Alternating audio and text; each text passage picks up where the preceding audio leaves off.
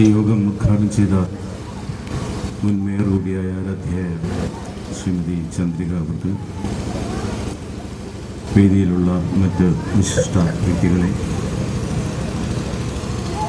AKG Nagar residence അസോസിയേഷൻ്റെ കുടുംബാംഗങ്ങളെ, സാധാരണ ഞാൻ ഈ ഓണ ദിവസത്തിൽ കുറച്ചു കാലമായിട്ട് ഒരു പ്രഭാഷണത്തിനോ പൊതുപരിപാടികൾക്കോ പോകാറില്ല. അതിനൊരു കാരണവുമുണ്ട്. 10-30 വർഷങ്ങൾക്ക് മുമ്പാണ് ഇതുപോലെ പൊതുവേദികളിൽ സംസാരിക്കാനായി തുടങ്ങിയത്. അപ്പോൾ മിക്കവാറും ഓണക്കാലത്തൊക്കെ ഇതുപോലെ ദൂരസ്ഥലത്ത്, ഇതിപ്പോൾ വളരെ അടുത്താണ്,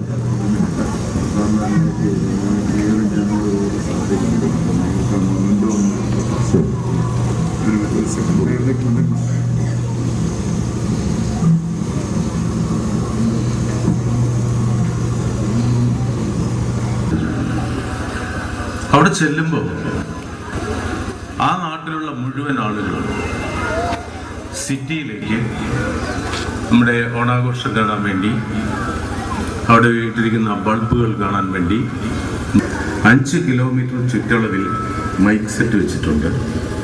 നമ്മുടെ ആളുകളെല്ലാം വീട്ടിൽ നിന്ന് കേട്ടുകൊണ്ടിരിക്കുകയാണ് ശ്രദ്ധാപൂർവം. സാറ് സംസാരിച്ചോളാം.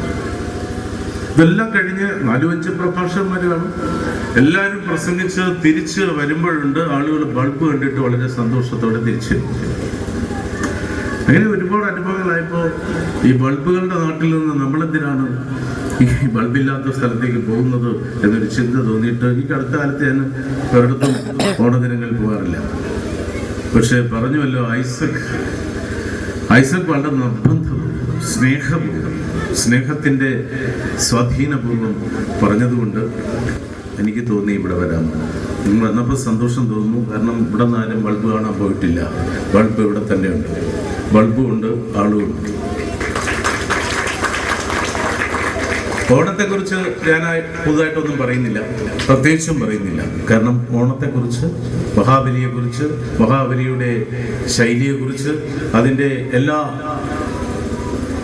വിസ്തരിച്ചുള്ള വിഭവങ്ങളെക്കുറിച്ചും വിവരങ്ങളെക്കുറിച്ചും സംസാരിച്ചു കഴിഞ്ഞിരിക്കുന്നു. പക്ഷേ ഈ ഓണക്കാലം നമ്മളെ സംബന്ധിച്ചിടത്തോളം പലപ്പോഴും മറ്റു പലതിലേക്കും, മറ്റു പല ഈ നീല ബൾബ് നടക്കാറ്, മറ്റു പല പൊലിമകളിലേക്കും, നൈമിഷികമായ പൊലിമകളിലേക്കും നമ്മളെ നയിക്കുന്ന ഒരു കാലമായി മാറിയിരിക്കുകയാണ്. നൈമിഷികതയുടെ ഒരു മന്ദഹാസമല്ല ഓണം. ഓണം ഏകലോക ദർശനത്തിൻ്റെ, സമഭാവനയുടെയൊക്കെ ഒരു സമഗ്രമായ ബിംബമാണ് എന്നിരിക്കെ ഒരുപാട് പരസ്യങ്ങളിലൂടെ, ഓഫറുകളിലൂടെ ഓണം പോലും നമ്മളിൽ നിന്ന് തട്ടിയെടുക്കപ്പെടുത്തു നമ്മളറിയാതെ. ഞാൻ അതിലേക്കാണ് ഇവിടെ ചർച്ച ചെയ്യാൻ ഉദ്ദേശിക്കുന്നത്. ഓഷോയുടെ ഒരു കഥയുണ്ട്. ഓഷോ രജനീഷ്, അദ്ദേഹം ഈ വിധത്തിലുള്ള പുതിയ നമ്മുടെ മനസ്സിനെ ഹൈജാക്ക് ചെയ്യുന്ന ഈ സംവിധാനത്തെക്കുറിച്ച് ഒരു കഥ പറഞ്ഞിട്ടുണ്ട്. പണ്ട് പറഞ്ഞുവല്ലോ, ഗ്രാൻഡ് കേരള ഷോപ്പിംഗ് ഫെസ്റ്റിവലിന്റെ കാലമായി ഓണം മാറിയിരിക്കുന്നു. അതുപോലെ ഒരു ഫെസ്റ്റിവൽ സീസണിൽ ഒരു ഓഫർ വന്നു. ഓഫർ ഇതാണ്: തിരഞ്ഞെടുക്കപ്പെടുന്ന, അവർ നറുക്കിട്ട് തിരഞ്ഞെടുക്കുന്ന 6 പേർക്ക് നരകവും സ്വർഗവും വിസിറ്റ് ചെയ്യാനുള്ള പ്രത്യേക പാസ്. കഥയാണ്, കഥയിൽ ചോദ്യമില്ല. നരകവും സ്വർഗവും വിസിറ്റ് ചെയ്യാനുള്ള പാസ് കൊടുക്കും. ഇപ്പോൾ 6 ഭാഗ്യവാന്മാർക്ക് നരകത്തിലും സ്വർഗത്തിലും ജീവിച്ചിരിക്കുമ്പോൾ തന്നെ പോയിട്ട് വരാനുള്ള അവസരം കിട്ടി. അപ്പോൾ അവരാദ്യം സെലക്ട് ചെയ്തത് സ്വർഗമാണ്. സ്വർഗത്തെക്കുറിച്ചാണല്ലോ നമ്മൾ അങ്ങനെയൊക്കെ കേട്ടിരിക്കുന്നത്. സ്വർഗത്തിൽ ഒരുപാട് സൗഖ്യങ്ങളുണ്ട്, സ്വർഗത്തിൽ ഐരാവതമുണ്ട്, സ്വർഗത്തിൽ പല കമനീയമായ ദൃശ്യങ്ങളുമുണ്ട് എന്നൊക്കെ കേട്ടിരിക്കുന്നല്ലോ. സ്വർഗത്തിലേക്ക് ചെല്ലുന്നു. ഇവർ സ്വർഗത്തിൽ ചെല്ലുമ്പോൾ ഓഷോ പറയുന്നു, ഒരാളെയും കാണാനില്ല. ഒരു വരണ്ട സ്ഥലം, ഭയങ്കര ചൂട്, വല്ലാത്ത ചൂട്. അവിടെ ചൂടുകാലമാണെന്ന് തോന്നുന്നു. ആരെയും കാണാനില്ല, ഐരാവതവുമില്ല, പിന്നെ ഈ പറഞ്ഞ വിശേഷങ്ങളൊന്നുമില്ല.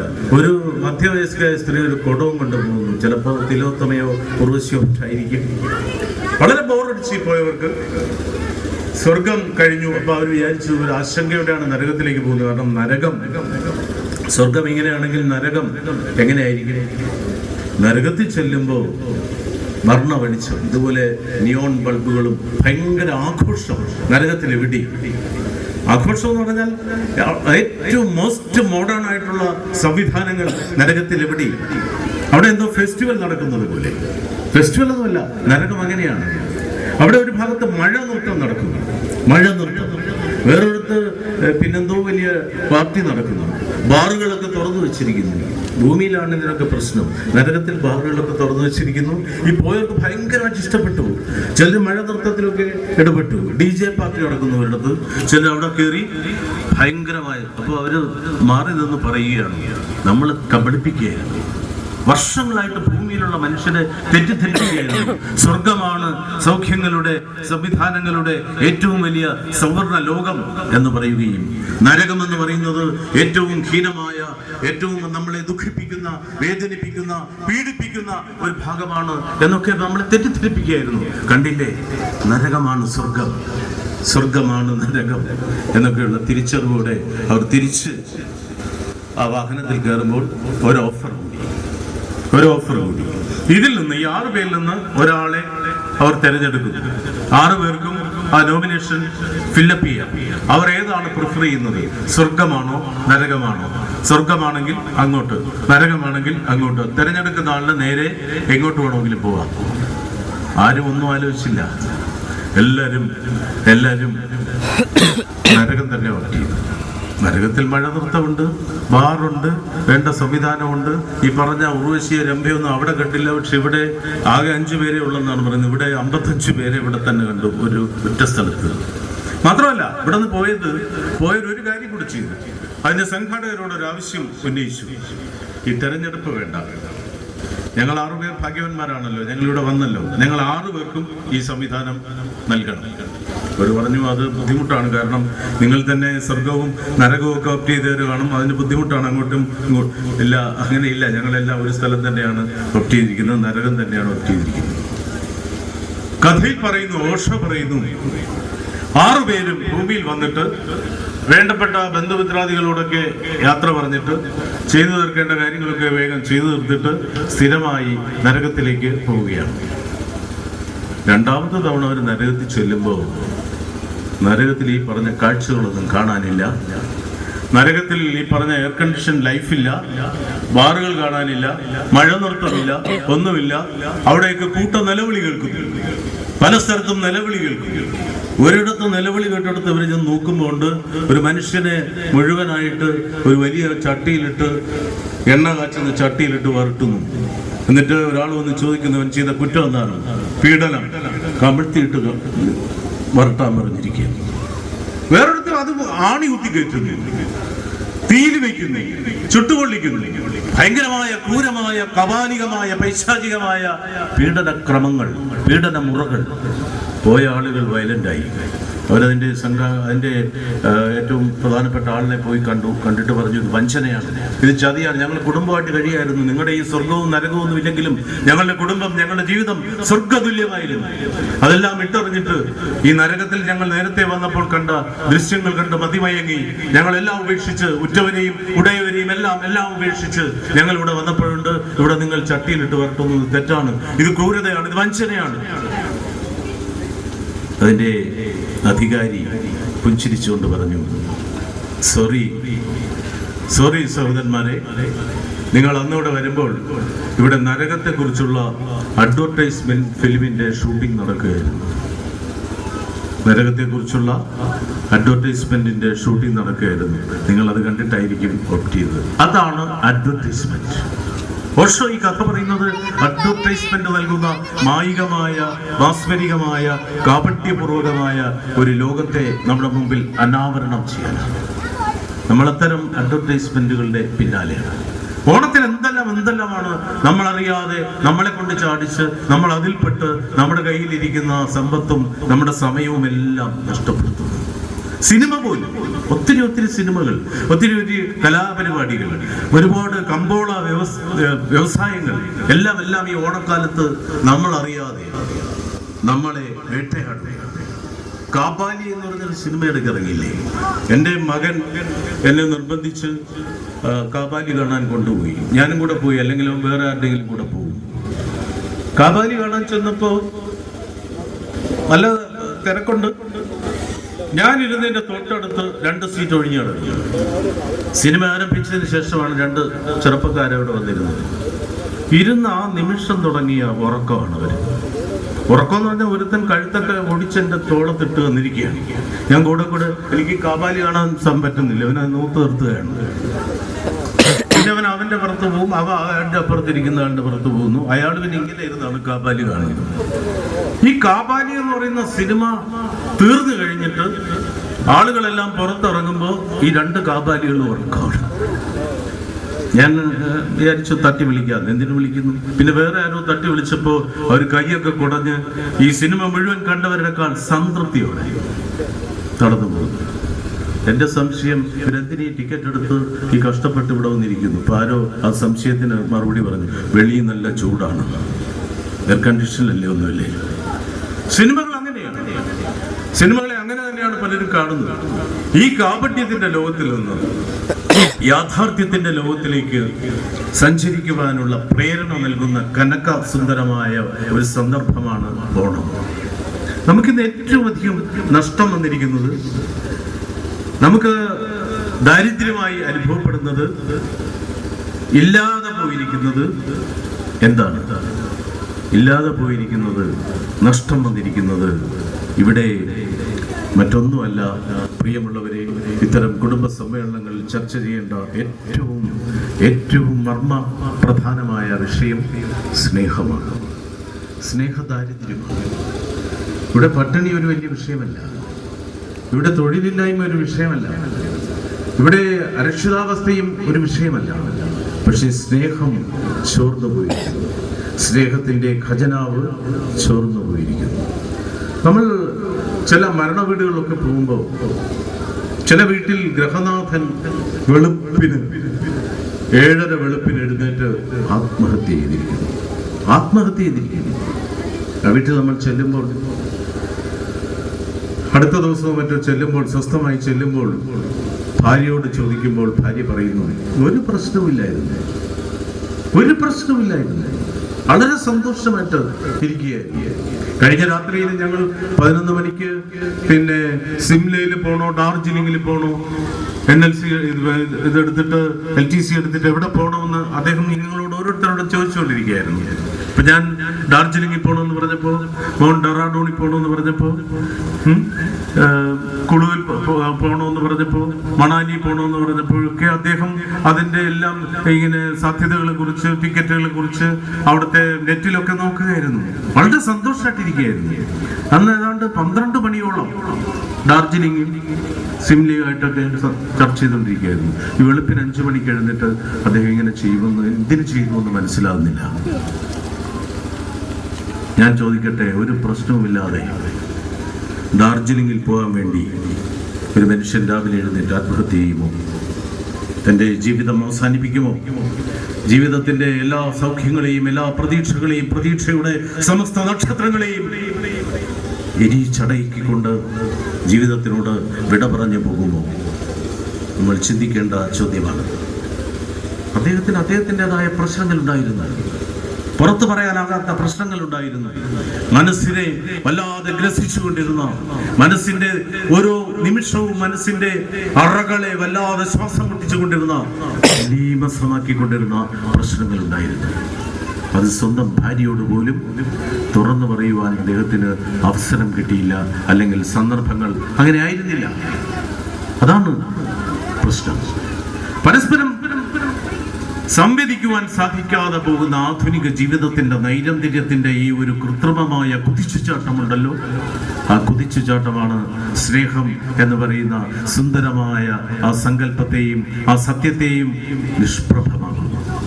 ഇടയ്ക്ക് ആരോ പറയുന്നത് കേട്ടു, ഈ പവർ കട്ട് ഉള്ളത് നല്ലതാണ്. പവർ കട്ട് നിർത്തിയതിന് ശേഷം ഡിവോഴ്സുകൾ കൂടിയിരിക്കുന്നു, വിവാഹമോചനങ്ങൾ കൂടിയിരിക്കുന്നു.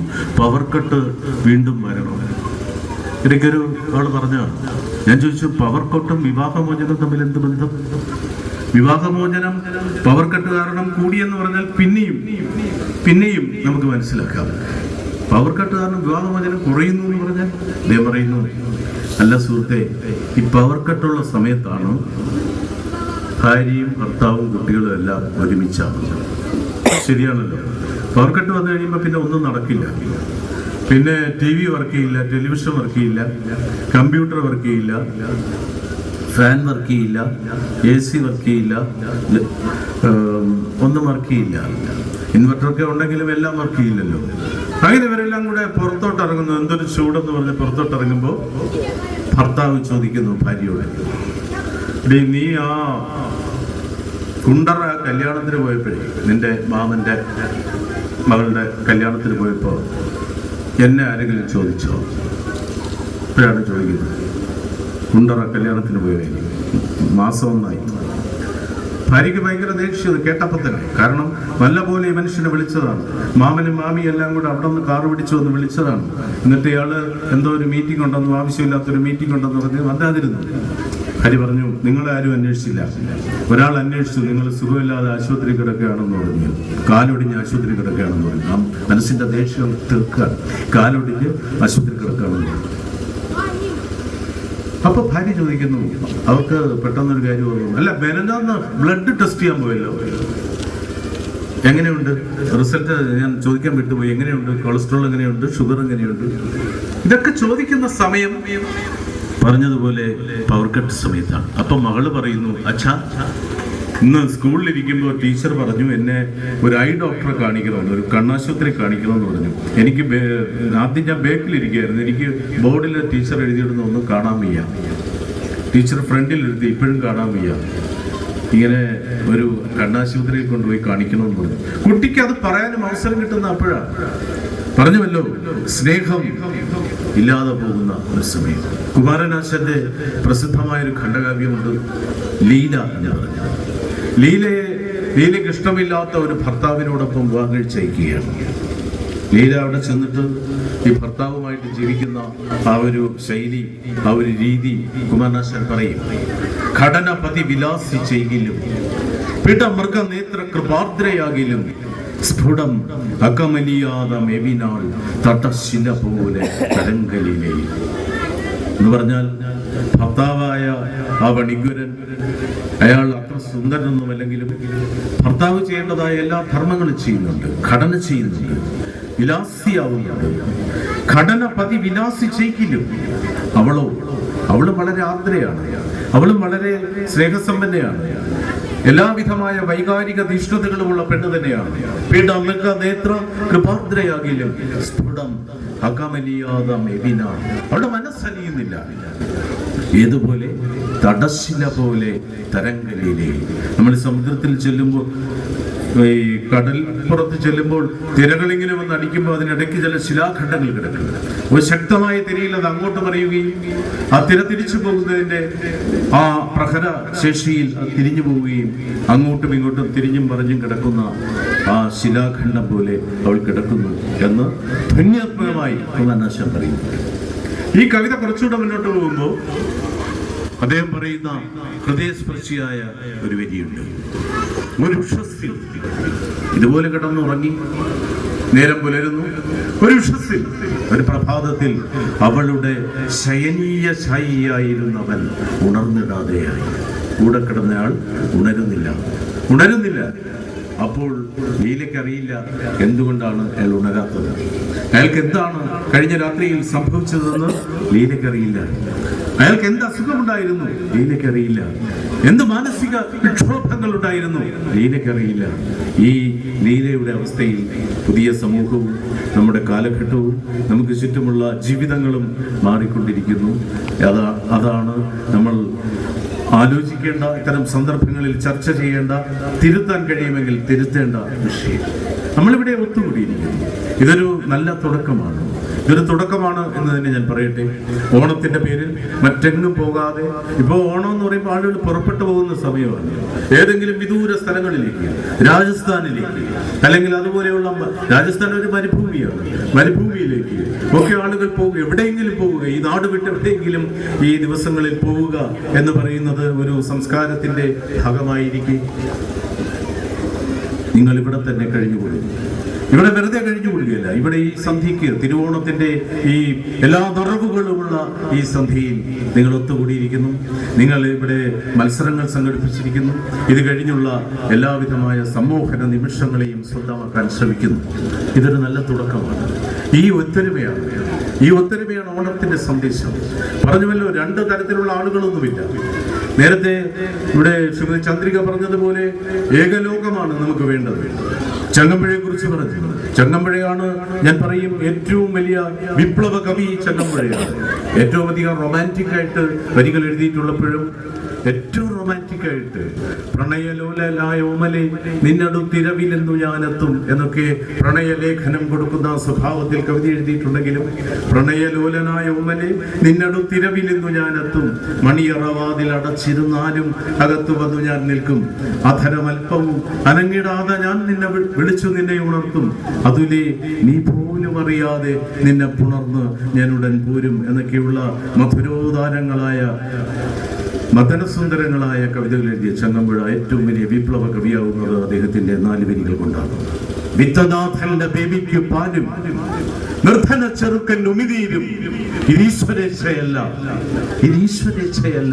ആകിൽ, അങ്ങനെയാണെങ്കിൽ അമ്മട്ടുള്ള ഈശ്വരനെ ചവിട്ടുക നിങ്ങൾ എന്ന് പറയാൻ ചങ്കൂറ്റം കാണിച്ച കേരളത്തിലെ ഏക കവിയാണ് ചങ്ങമ്പുഴ.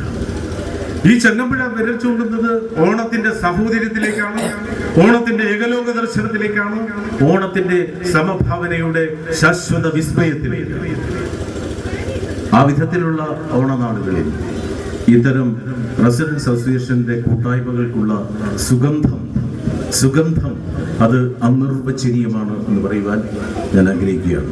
സ്വാമി വിവേകാനന്ദൻ പറഞ്ഞ ഒരു കഥയുണ്ട്. അതുകൂടി പറഞ്ഞ് ഞാനിത് അവസാനിപ്പിക്കുകയാണ്. അതായത് നമുക്കെല്ലാ കഴിവുകളും ദൈവം തന്നിട്ടും നമ്മൾ അസംതൃപ്തരാണ്. കഥ ഇങ്ങനെയാണ്. സ്വാമി വിവേകാനന്ദൻ പറയുന്നു, കാക്ക ഒരു ദിവസം അരയന്നത്തെ കണ്ടു. എവിടെയോ വെച്ച് കാക്ക അരയന്നത്തെ കണ്ടു. അരയന്നത്തെ അറിയാമല്ലോ, നന്നായി വെളുത്ത് വെണ്മയുടെ പര്യായമായി നിൽക്കുന്ന അരയന്നം.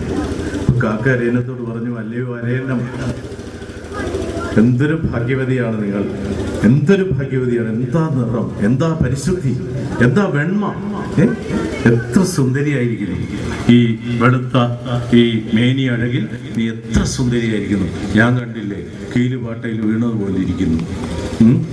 കാക്ക എന്നെ ആളുകൾ കണ്ടാൽ തന്നെ ആട്ടി ഓടിക്കുകയാണ് കാക്ക. പക്ഷെ നിന്റെ ചിത്രം വരച്ച ആളുകൾ സ്വീകരണ മുറിയിൽ വെക്കാറുണ്ട്, അരയന്നത്തിന്റെ ചിത്രം. നീ എത്ര ഭാഗ്യവതിയാണ്. ഇങ്ങനെയൊക്കെ കാക്ക പറഞ്ഞപ്പോഴും അരയന്നത്തിന് വലിയ സന്തോഷമൊന്നുമില്ല. അരയന്നം പറഞ്ഞു, കാക്ക, എനിക്ക് നീ ഇതൊക്കെ പറഞ്ഞിട്ട് ഒന്നും തോന്നുന്നില്ല. എൻ്റെ മനസ്സിൽ എപ്പോഴും ആ തത്തയാണ്. അതിന് 2 വർണ്ണങ്ങളുണ്ട്, 2 കളറുണ്ട്. ആ 2 കളറും ജ്വലിക്കുന്ന ആ 2 നിറങ്ങളും കൊണ്ട് തത്ത എത്ര സുന്ദരിയായിരിക്കുന്നു. ഞാനിങ്ങനെ എന്നും വെള്ള രാഷ്ട്രീയക്കാരെ പോലെ എന്നും വെള്ള. പക്ഷെ തത്തയുണ്ടല്ലോ കളർഫുള്ളാണ്. 2 നിറങ്ങൾ, ആ 2 നിറങ്ങളും ഇങ്ങനെ ജ്വലിക്കുന്ന 2 വർണ്ണങ്ങൾ. എനിക്ക് തത്തയോട് അസൂയ. കാക്ക അരയനത് വിട്ടിട്ട് തത്ത അന്വേഷിച്ചാണ്. എടുത്ത് വെച്ച് തത്തയെ കണ്ടിട്ട് പറഞ്ഞു, ഹലോ തത്തമ്മ, ഞാൻ എത്ര ദിവസമായിട്ട് കാണാൻ ശ്രമിക്കുന്നു. എനിക്ക് ഒരു കാര്യം പറയാനുണ്ട്. ഈ നിറമുണ്ടല്ലോ, ഈ വർണ്ണഭംഗികളുണ്ടല്ലോ, ഈ 2 നിറങ്ങളിലൂടെയുള്ള നിന്റെ ഒരു സൗന്ദര്യമുണ്ടല്ലോ, എന്നെ മാത്രമല്ല, നീ വിശ്വസിക്കുമെന്നറിയില്ല, അരയന്നത്തെ പോലും മത്ത് പിടിപ്പിക്കുന്നു. അരയൻ എന്നോട് നേരിട്ട് പറഞ്ഞു, ഒരിക്കൽ ഞങ്ങൾ കണ്ടപ്പോൾ, നിന്നോട് അസൂയാണ്. ഒക്കെ കേട്ടിട്ടും തത്തയ്ക്ക് വലിയ വ്യത്യാസമൊന്നുമില്ല.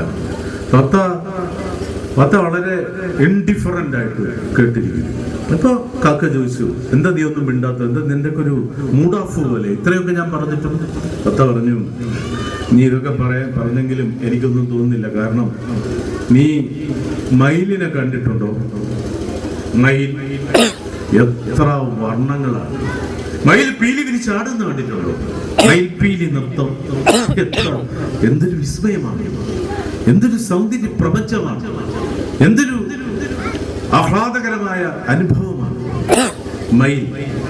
ആ മയിലിനോടാണ് എനിക്ക് അസൂയ. ആ മയിൽ ഈ ലോകത്ത് ജീവിച്ചിരിക്കുന്നിടത്തോളം തത്ത ഒന്നുമല്ല. കാക്ക പിന്നെ ടാറ്റ പറയാൻ പോലും നിൽക്കാതെ അവിടെ പറഞ്ഞത്. മയിലിനെ അന്വേഷിച്ച് നടക്കുകയാണ് കാക്ക. ഒടുവിൽ പുറത്തങ്ങ് മയിലിനെ കാണാത്തതുകൊണ്ട് ആരോ പറഞ്ഞു, കാഴ്ച ബംഗ്ലാവിൽ ഒരു മയിൽ എന്തായാലും കാണും. കാഴ്ച ബംഗ്ലാവിൽ ചെന്നപ്പോ ഉണ്ട് മയിലിന്റെ കൂട്ടിന്റെ മുമ്പിൽ വമ്പിച്ച കൂട്ടം, വമ്പിച്ച തിരക്ക്, എല്ലാരും മയിലിനെ കാണാൻ നിൽക്കുന്നു. മയിൽ വലിയൊരു പെർഫോമറാണ്. മയിൽ ആള് പ്രേക്ഷകരുണ്ടെന്ന് കണ്ടു കഴിഞ്ഞാൽ, ഓഡിയൻസ് ഉണ്ടെന്ന് കഴിഞ്ഞാൽ മയിലിനെ ശ്രദ്ധിച്ചിട്ടുണ്ടോ? മയിൽ ഉടനെ ഷോ തുടങ്ങും. മയിൽ തന്റെ പീലികളെല്ലാം കൂടെ വിരിച്ച് മയിൽ ഫ്രണ്ടിലോട്ട് നിൽക്കും, പിന്നെ തിരിഞ്ഞു നിൽക്കും, പിന്നെ ചരിഞ്ഞു നിൽക്കും. മയിൽ ഭയങ്കര പെർഫോമറാണ്. കാഴ്ച ബംഗ്ലാവിലെ മയിലിന്റെ കാര്യം പറയാനുമില്ല, ഏത് നേരവും ഷോ ആണല്ലോ. അവിടെ ചെല്ലുമ്പോൾ ഭയങ്കര ആൾക്കൂട്ടം, മയിൽ ഷോ നടത്തിക്കൊണ്ടിരിക്കുന്നു.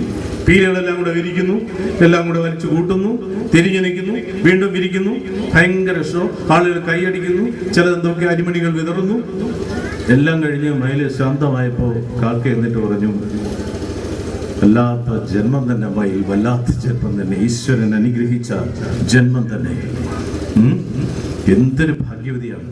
ഞാനൊരിക്കൽ അരയന്നത്തിന് ഒറ്റ നിറവേ ഉള്ളൂ. തത്തയെ കണ്ടു, തത്തയ്ക്ക് 2 നിറവേ ഉള്ളൂ. അവർക്കെല്ലാം നിന്നോട് അസൂയാണ്. നിനക്ക് എത്ര നിറങ്ങളാണ് തന്നിരിക്കുന്നത് ദൈവം, എത്ര വർണ്ണങ്ങളാണ് വാരി തൂവിയിരിക്കുന്നത്, എത്ര പേരാണ് ഇപ്പോൾ ഇവിടെ തടിച്ചുകൂടി. ഇതേ വീണ്ടും ആളുകൾ വരുന്നു. നീ ഒരു വലിയ പെർഫോമറാണ്.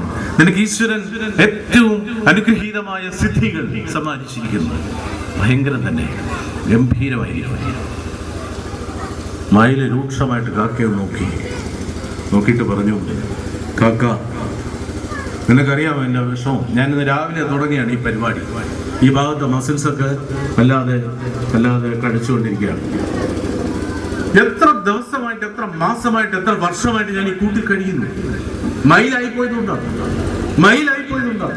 ഞാൻ ഇന്നലെ രാത്രി ഇതുപോലെ കൈ കടച്ച് ഉറക്കമില്ലാതെ കിടക്കുമ്പോൾ, പകല് മുഴുവൻ ആളുകൾ വരുമ്പോൾ അവരെ സന്തോഷിപ്പിക്കാൻ വേണ്ടി ഞാനിങ്ങനെ കാലത്ത് തുടങ്ങുന്ന പരിപാടിയാണ്. ഉറക്കമില്ലാതെ കിടക്കുമ്പോൾ ഞാൻ ആലോചിച്ചു, ഒരു കാക്കയായി ജനിച്ചിരുന്നെങ്കിൽ എത്ര നന്നായിരുന്നേനെ.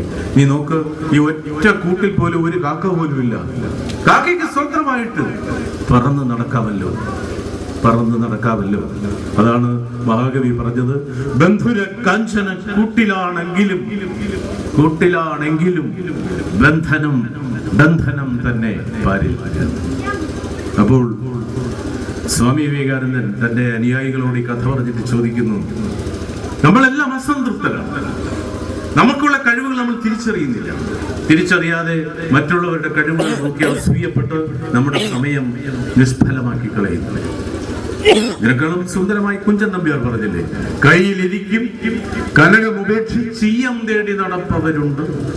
കയ്യിലിരിക്കും കനകമുപേക്ഷിച്ച് ചീയം തേടി നടപ്പവരുണ്ട്.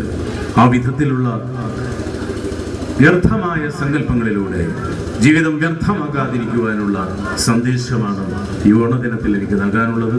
പറഞ്ഞുവല്ലോ, നമ്മളുടെ ഈ കൂട്ടായ്മ, നമ്മളുടെ ഈ ഒരുമിച്ചുള്ള ഒത്തുകൂടൽ, നമ്മളുടെ ഈ സന്തോഷത്തിന്റെ പങ്കുവയ്ക്കുന്ന നിമിഷങ്ങൾ, ഇത് സ്നേഹത്തിന്റെയും സാഹോദര്യത്തിന്റെയും അതുപോലെ സന്തോഷത്തിന്റെയും നിത്യമായ സംതൃപ്തിയുടെയും ആത്മസാക്ഷാത്കാരത്തിന്റെ നിമിഷങ്ങളാകട്ടെ എന്ന് ആശംസിച്ചുകൊണ്ട് നിങ്ങൾക്ക് എല്ലാവിധമായ ഭാവുകങ്ങളും നേർന്നുകൊണ്ട് ഞാൻ എൻ്റെ വാക്കുകൾ ചുരുക്കുന്നു. നിങ്ങൾക്ക് നമസ്കാരം.